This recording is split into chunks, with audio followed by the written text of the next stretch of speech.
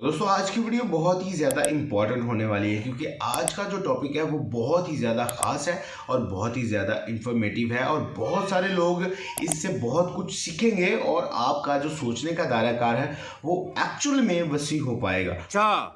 तो आज की वीडियो आप गौर से देखेंगे, गौर से सुनेंगे और मुझे उम्मीद है कि आप बहुत कुछ जानेंगे शोबिज़ इंडस्ट्री के बारे में और इसमें जो अब ड्रेसेस इस्तेमाल हो रही हैं उनके कॉन्सेप्ट के बारे में। तो चलिए शुरू करते हैं। तो दोस्तों आज हम बात करने वाले हैं हमारा बहुत ही प्राइवेट लेकिन आम हो चुका ड्रेस जो औरतों के हवाले से बड़ा जाना जाता है, यानी कि बिकनी, जिसको इनरवेयर भी कहा जाता है।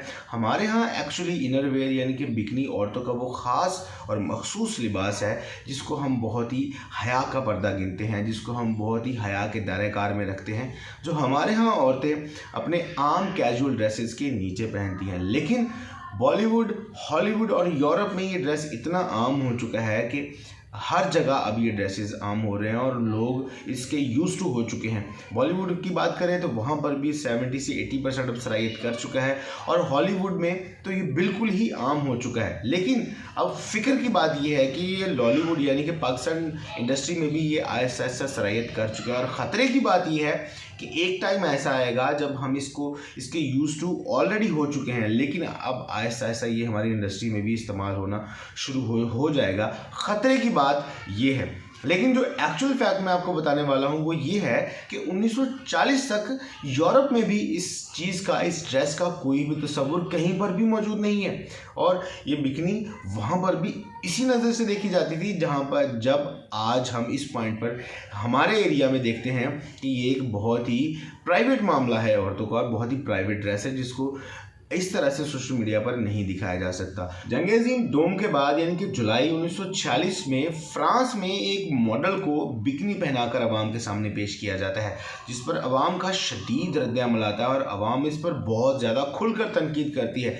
इसी तरह मीडिया भी अपना किरदार अदा करता है और मीडिया भी इस ड्रेस को और इस ड्रेस कोड को लेकर बहुत ज़्यादा तनकीद का निशाना बनाता है। इस पर बहुत सारी कैंपेन्स चलती हैं। इस तरह से अवाम और मीडिया के कोलैबोरेशन से इस ड्रेस को रद्द कर दिया जाता है। इवन के चर्च को भी इसमें कूदना पड़ा और चर्च ने भी इसको बहुत घटिया ड्रेस करार दिया और इसको बहुत घटिया अमल करार दिया। इस तरह से चर्च, अवाम और मीडिया ने मिलकर इस चीज़ को नकार दिया और इसको रद्द कर दिया। अब इसमें जो मेन प्रॉब्लम थी वो प्रॉब्लम ये थी कि इस ड्रेस को बनाने वाली कुव्वतें और कंपनीज जो इसके पीछे खड़ी थी वो इस ड्रेस को आम आवाम में मकबूल बनाना चाह रही थी। उनकी आइडियोलॉजी ही कुछ और थी जो आगे चल के मैं आपको बताता हूँ। जब वीडियो के एंड में आप देखेंगे तो आपको समझ आ जाएगी कि क्यों ऐसी ड्रेसेस और ऐसी चीज़ों को आम आवाम में मकबूल किया जाता है और उसके पीछे साइकी क्या थी।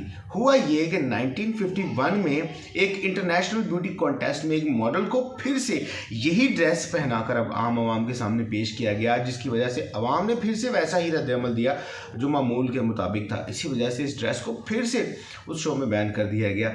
लेकिन दोबारा से इस शैतानी सोच ने एग्जिस्टेंस ली और 1953 में कैन्स फिल्म फेस्टिवल में एक मॉडल ने इस ड्रेस को पहनकर बीच पर फोटोशूट करवाया। इस फोटोशूट से अवाम का थोड़ा सा रिएक्शन चेंज हुआ, यानी कि जो मीडिया थी वो इस साइड पे हो गई। उस मॉडल को और इस फोटोशूट को मीडिया में तो बहुत ज़्यादा पजीराई मिली, लेकिन अवाम ने फिर से इसके खिलाफ बहुत रद्द-ए-अमल दिया, बहुत शदीद तनकीद की, लेकिन हुआ कुछ नहीं। थोड़ी देर खामोशी के बाद फिर से मर्दों के लिए ख़ास तौर पर बिकनी वाली ड्रेसेस की औरतों के फ़ोटोशूट और अलग अलग मैगज़ीन शाया होना शुरू हो गए।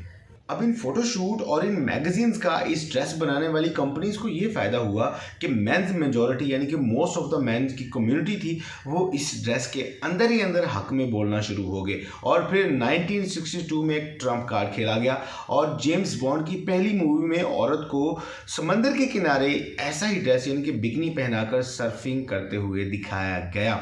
फिर 1966 में फिर इस प्रोसेस को रिपीट किया गया और एक सेम हॉलीवुड मूवी में दोबारा से एक मॉडल को, एक एक्टर को बिकनी पहनाकर वहाँ पर घूमते हुए दिखाया गया। हुआ ये कि 1946 से 1966 तक शदीद अवामी रद्द-ए-अमल, पोप और चर्च की मुखालफत और मीडिया के शदीद रद्द-ए-अमल होने के बावजूद भी ये ड्रेस आम आवाम में एग्जिस्ट करता गया और आहिस्ता आहिस्ता मुखालफत के बावजूद भी ये चीज़ आम फहम होना शुरू हो गई।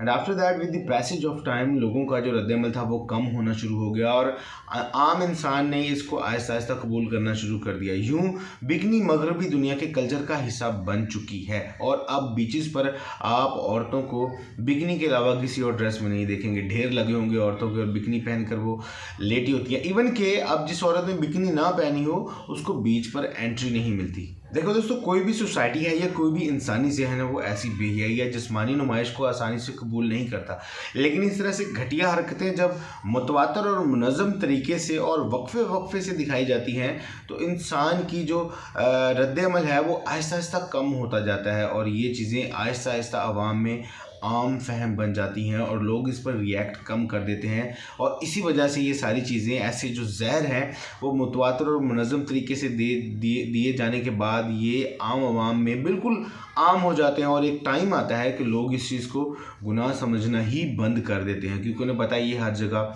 हो रहा है। और जो लोग इसके ख़िलाफ़ बोलते हैं उन्हें दकियानूसी और तरक्की के ख़िलाफ़ जहन समझा कर या दिखाकर उन्हें दबा दिया जाता है। यही कुछ आज पाकिस्तान में हो रहा है और इसी वीडियो का यही मकसद था कि जो आज पाकिस्तानी इंडस्ट्री में हो रहा है, जो इन्फ्लुएंसर, जो टिकटॉकर, यूट्यूबर और जो प्राइवेट चैनल अपने टीआरपी के लिए जो घटिया चीज़ें आजमा रहे हैं ड्रामों में, फिल्मों में, और जो इन्फ्लुएंसर्स घटिया हरकतें कर रहे हैं सोशल मीडिया पर, इससे इन चीज़ों को बहुत जो यूज़ टू करके आम आवाम के लिए बहुत आम चीज़ें, कॉमन चीज़ें बनाने की कोशिश की जा रही है। कभी किसी की कंट्रोवर्सी है, कोई बीवी को छोड़ रहा है, कोई औरत एक्स्ट्रा मैरिटल अफेयर अपने कर रही है, उसके बाद कोई इन्फ्लुएंसर है जो बड़ा फेमस है वो शादी के बावजूद भी कई लड़कियों के साथ इंगेज्ड है। इसके अलावा देवर भाभी के अफेयर्स दिखाए जा रहे हैं, चैनल्स टीआरपी के लिए घटिया हरकतें करने पर तुले हुए हैं। मीन्स के हर मीडियम से इस चीज़ को हमारे जहनों में ठूसने की कोशिश की जा रही है और इसको आम और बिल्कुल